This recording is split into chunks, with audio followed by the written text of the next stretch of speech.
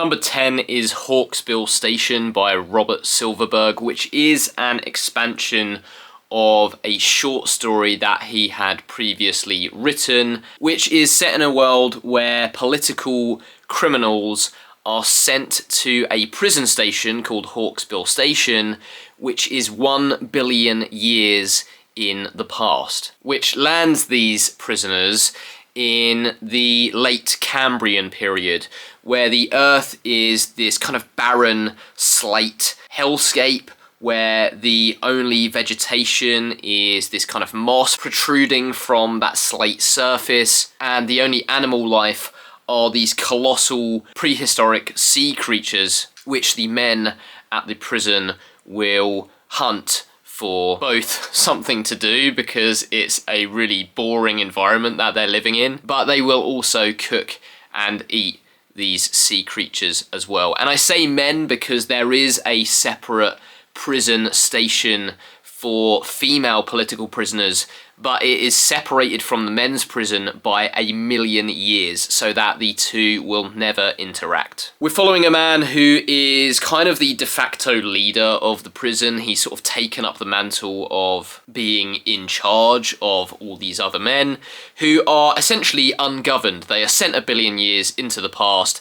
At this station, materials, supplies are shipped to them through this time travel device called the Anvil, and they are left to get on with it. So he is attempting to instill some sense of structure and order to what could have quite easily been this chaotic prisoner civilization. There aren't really many men at the prison, and it's incredibly rare for a new prisoner to arrive. So whenever someone does come through the Anvil, it's a massive event to these prisoners. So we're kind of following two different story threads in this book. We're following this man in Hawksbill Station 1 billion years in the past, when a new prisoner arrives who is much younger than all of the other men at the prison, and is starting to act quite suspicious, leading the men and leading our main character to question who he is, what his motivations are, and why he's at the prison in the first place.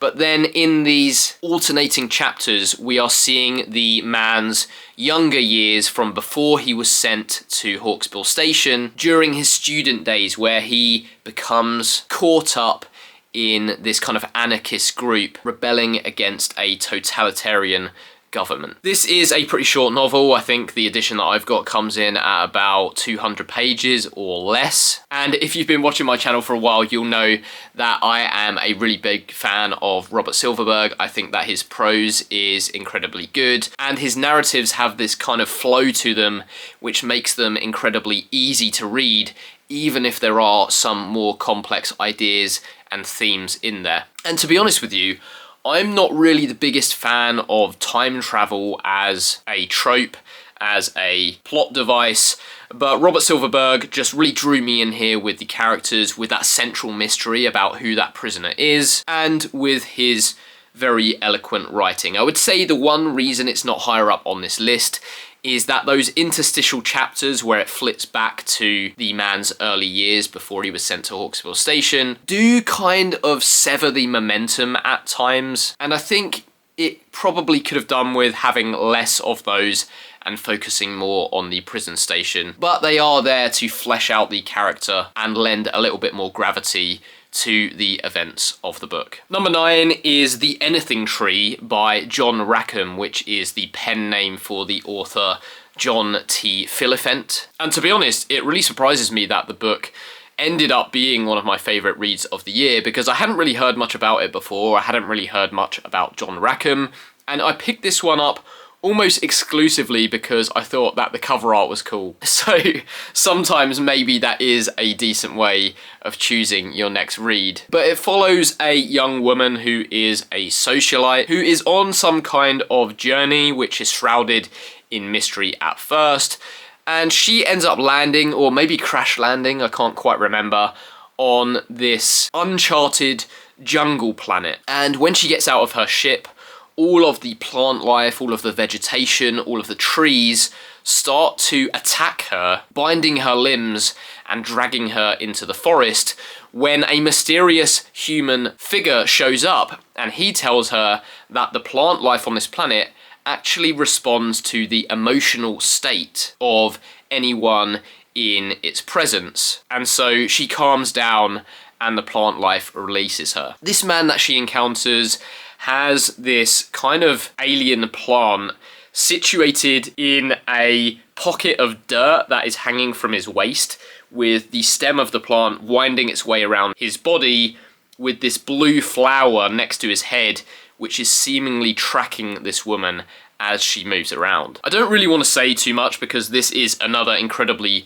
short book. I think it's just over 100 pages. The edition that I read was part of an ace double, where you have these two novellas or novels in one. But I think it does something really fascinating with First Contact, which is kind of along the lines of the plant life I've already described with the titular anything tree. And I think that the way that the anything tree responds to these human characters is incredibly interesting and does something that I don't think I've ever encountered in another science fiction book before, which has kind of stayed with me even after months and months have gone by since I read it. There's kind of this subplot where the woman is being pursued by these other two characters who are kind of cartoonishly evil. I think that's probably my only real criticism of the book. But they do serve quite an important narrative function that ends up making sense later on as to why they're written in the way that they are. Number 8 is Night Wings by Robert Silverberg, and before you click off of this video, this is the final Robert Silverberg book on this list, and he is the only repeat author in this video. Again, this one is a kind of fix-up novel of a bunch of his previous short stories, and it's set in a world where human civilization has risen and fallen many, many times over. We're in this kind of far future dying Earth setting, which is sort of reminiscent of something like The Book of the New Sun by Gene Wolfe, although it's a lot less cryptic than that work. And human civilization at this point has been broken out into many different guilds who have very specific functions within society. We are primarily following a man who is part of the Watchers Guild, who pushes along this kind of little motorized cart device which allows him to project his consciousness into the stars to monitor space for signs of what is said to be an inevitable alien invasion, where an alien race are coming to basically exact revenge on humanity for something that they did in the distant past. I think that this one is just a really fascinating world to explore. It feels very opulent in the way that it's described, even though there is this sort of juxtaposition between the ruins of the old world and some of the futuristic technology and locations that are present during the story. And I think that balance between the futuristic and the arcane is one of the most interesting aspects of the book. For example, Rome has an emperor who is a child, so it sort of shows you that humanity have regressed into some of the traditions of the past. And, you know, I really like it when a science fiction book takes me to a world that feels completely different. This one features many alien races who visit and live on Earth, and some of them are incredibly weird. And I think even though it feels a little bit erratic at times, and that's probably because it is a fix-up, it worked really well for me, again because of Robert Silverberg's writing and the way that he paints this really evocative world and bizarre characters. Number 7 is The Left Hand of Darkness by Ursula K. Le Guin, and I think many of you will probably be surprised that it's landing as low as it is on my top 10 list for the year, because for many people this is one of the best science fiction novels of all time, and I've actually seen it pop up in the number 1, 2 or 3 spots on other people's top 10 of all time science fiction novels lists. And I do think it is really good, but I do have a couple of issues with it that I will get to in a minute. It follows this emissary or envoy who is on this wintry frozen planet, which is actually called Winter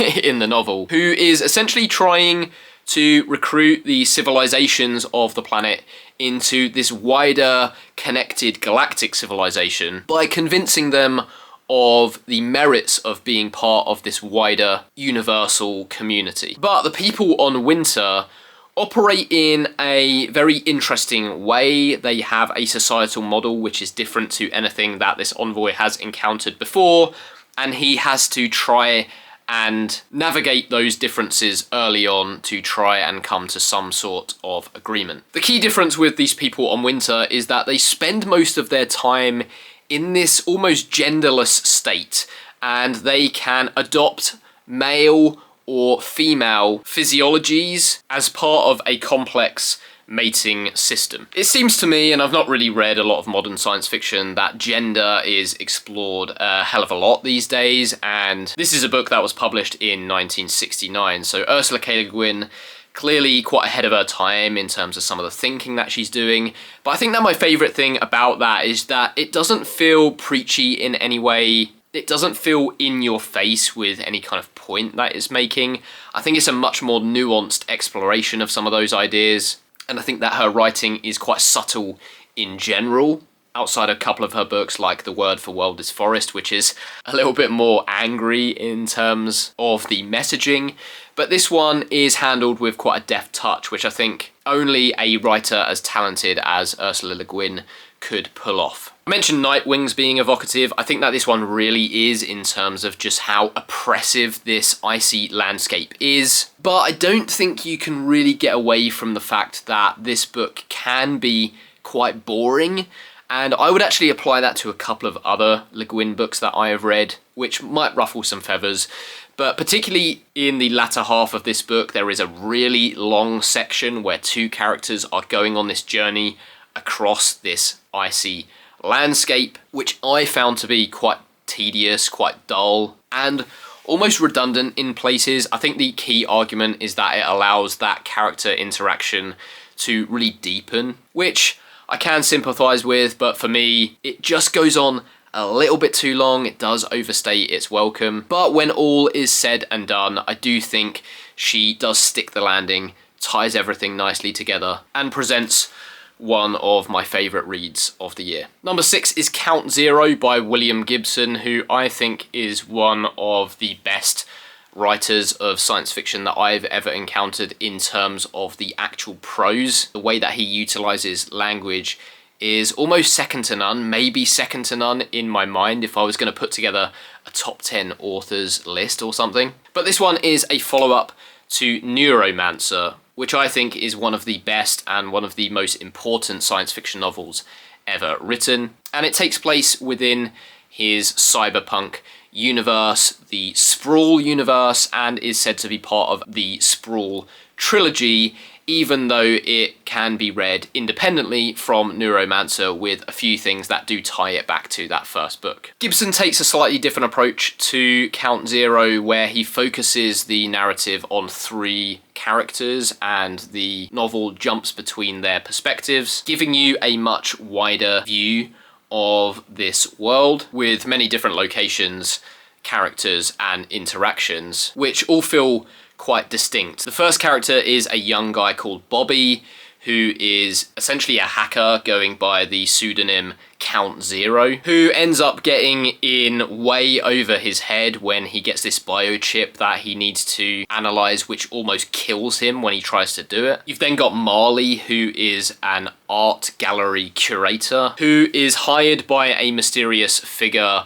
to track down the creator of these unusual art box constructions after she is disgraced for purchasing a fake. And then you've got Turner, who is an ex-mercenary who is brought out of retirement to work on a corporate espionage job. I think because it's broken up into these 3 threads, which really don't come together for quite some time, it is a much slower experience than Neuromancer, which really allows you to sort of soak into this world. You get a lot more detail, you get a lot more time with the characters than you do in that first book. And I think for some people that doesn't work quite as well, but I really, really enjoyed this, and I found the culmination of these 3 stories to be incredibly satisfying. And one thing I don't really see spoken about often enough, is that I think the book features one of my favourite villain figures that I've ever encountered in science fiction, who I won't really talk about here because I don't want to spoil it. I think it's much better if you encounter that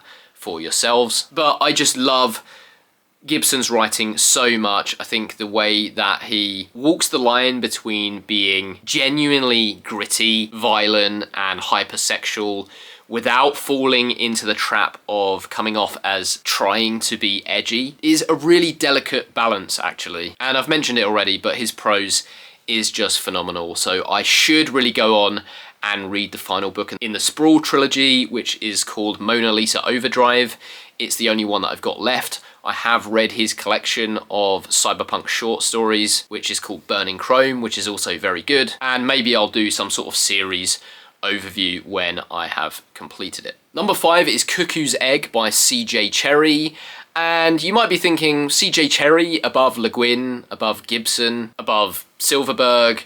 And yeah, she's not as talented a writer, but this book just really grabbed me, really sold me on the characters, and delivered one of my favourite endings that I've ever read in a science fiction book. We are following a child, a human child, who is being raised on an alien planet by a race of beings called the Shonunin, who are these hairy, humanoid aliens, and it seems like this human child is the only one of his kind on the planet, and Cherryh really plays her cards close to her chest for pretty much the entire novel as to his origins, where he's from, why there are no other humans, why none of the Shonunin seem to know about humans at all. And we are following this child who is being raised by one of these aliens called Dune, who is part of a sect called the Hatani, who are essentially these kind of warrior judges that operate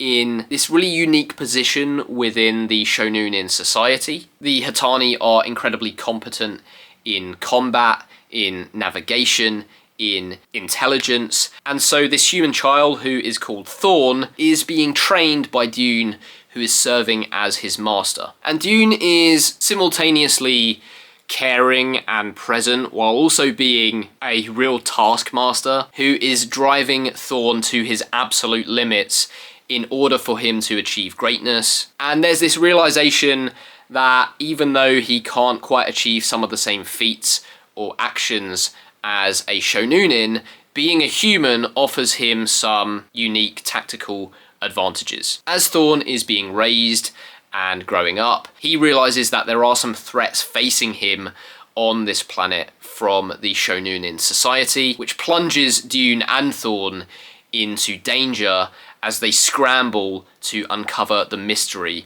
of Thorn's presence on this planet. Like I say, I found this one incredibly compelling, with that central mystery really pulling me along, and the development of these two characters and their relationship ended up being the key reason that I love this book in the way that I do.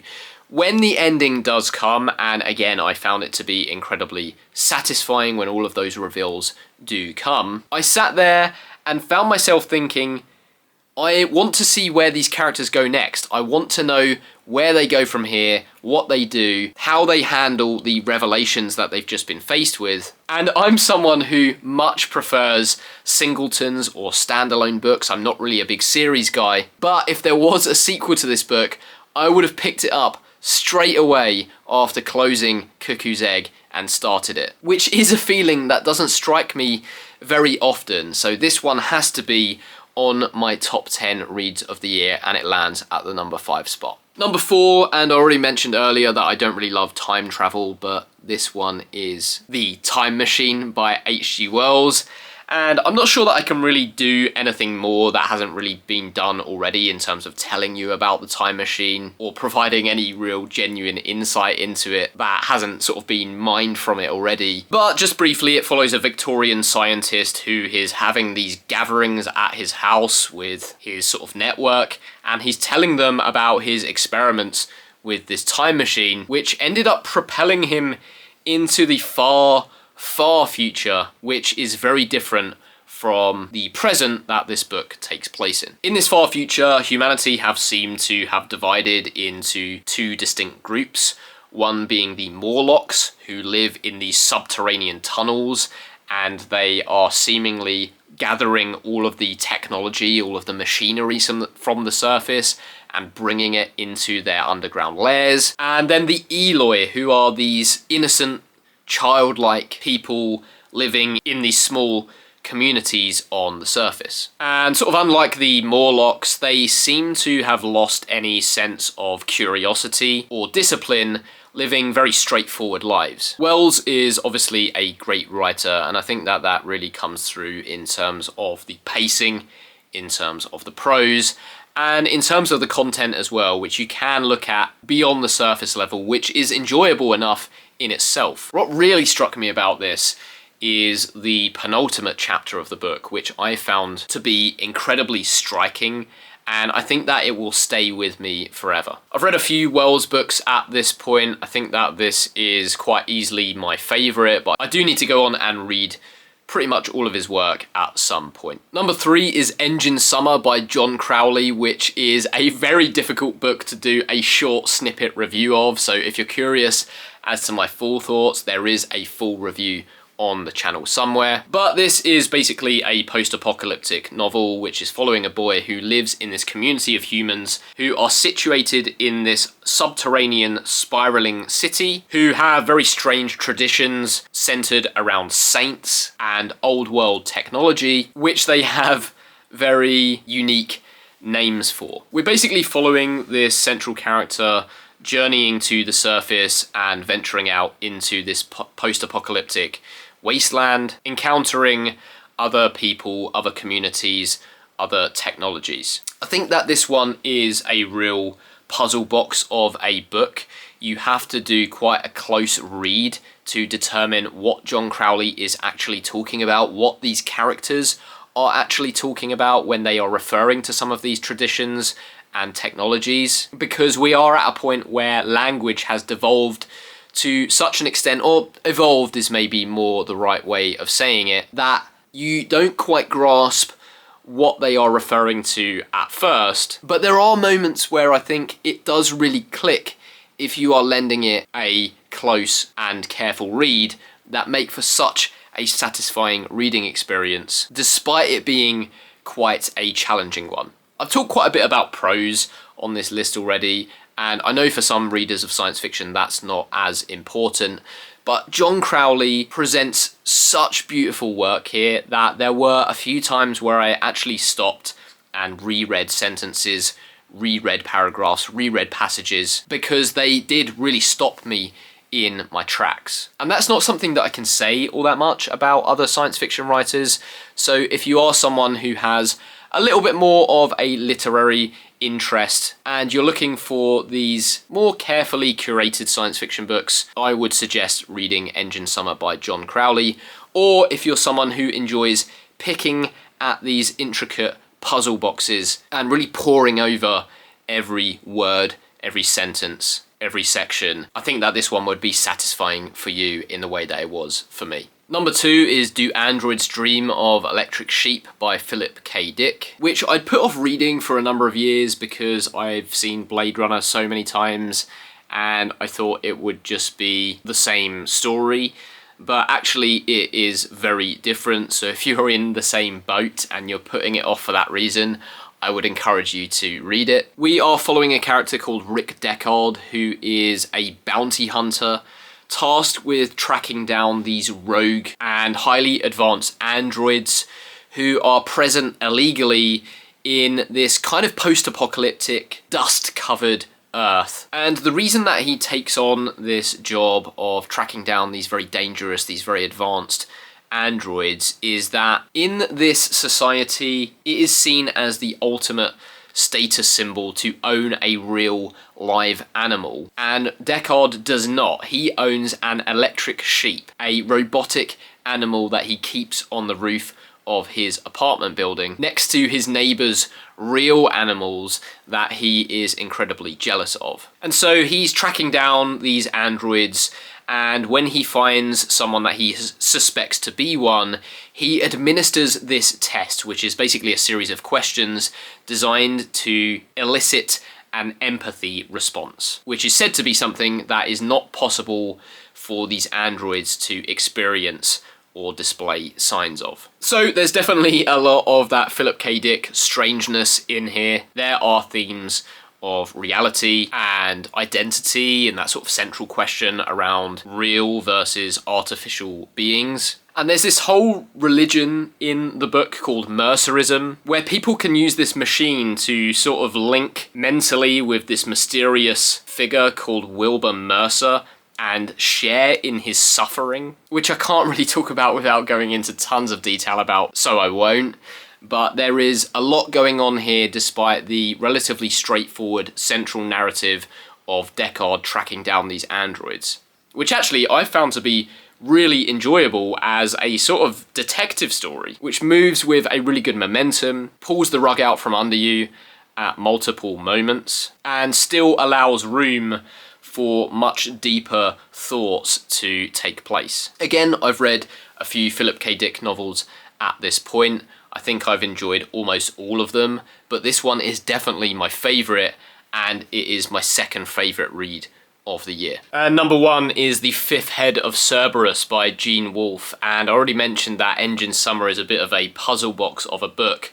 The only reason I read Engine Summer at all is because I read The Fifth Head of Cerberus and loved it so much that I took to the internet for recommendations, and Engine Summer came up as one of those. This is a book that is split up into 3 individual but interconnected novellas, centering around the twin planets of St. Anne and St. Croix, or St. Croix, which were colonized by humanity, who encountered these native shape-shifting alien beings, with the central question of the novel being whether the human colonizers of these worlds were actually replaced by these shape-shifting alien beings who have taken on human forms, human traditions, and human biologies. The first novella is called The Fifth Head of Cerberus, which follows a young boy living in this elaborate, sprawling manor house, where he's being raised by a robotic servant called Mr. Million, and his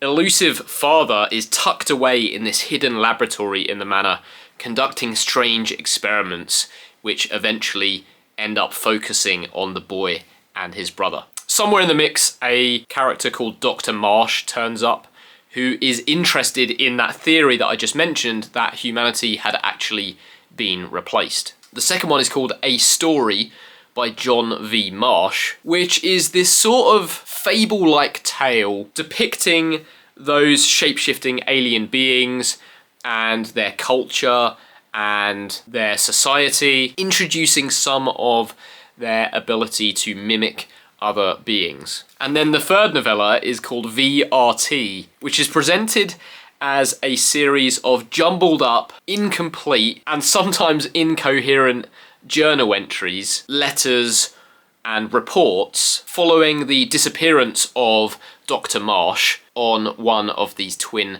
planets as he sets out to try and find these native beings out in the wilderness. I've read a little bit of Gene Wolfe before, and he is most well known for the Book of the New Sun, which is in itself a puzzle-like experience where you have to lend a deep read to really get the most out of it, and you probably have to read it more than once to really catch everything that Wolfe is doing. And knowing this, I went into The Fifth Head of Cerberus with a real fine-tooth comb, carefully considering every word choice, every sentence, every reference, all of the symbols that Wolfe is putting into these 3 novellas. And that led to one of, if not the most satisfying reading experience I've had since starting this channel, with the book not only being my favourite read of 2025, it would crack my top 10 science fiction novels of all time if I were to redo that list now. Because even though you can pick up on these little clues, you can sort of gather these keys to all of these locks that Wolfe is establishing, he still leaves room for ambiguity that leave you questioning whether something you just read means one thing or it means another, or in some cases it means both. I think with this book, I really felt like I was encountering genuine greatness, something constructed in such an intricate way that really blew me away, left me impressed, and left me staggered that someone is able to do something like this in the first place. Even though this is my favourite read of the year, I will acknowledge that it is definitely not for everyone, and it could serve to frustrate many readers rather than satisfy them in the way that it did me. So that's the top 10 science fiction books that I read in 2025, which has been a good year overall. Have you read any of the books on the list? If you have, let me know your thoughts. And if you haven't read some of them, would you be intrigued to go and pick them up based on that little short snippet that I've given you in this video? I've already done my top 10 worst science fiction novels that I read this year, which got a little bit of a negative reception from some people, and I understand that, but hopefully the more positive angle of this video will be a refreshing change of pace for those of you that watch this channel. The next video that I'm going to do is going to be a tier list, a tier ranking of all 60 something science fiction books that I've read this year. So look out for that before the end of the year. And once again, thank you very much for watching, liking, and subscribing. I'll see you on the next one.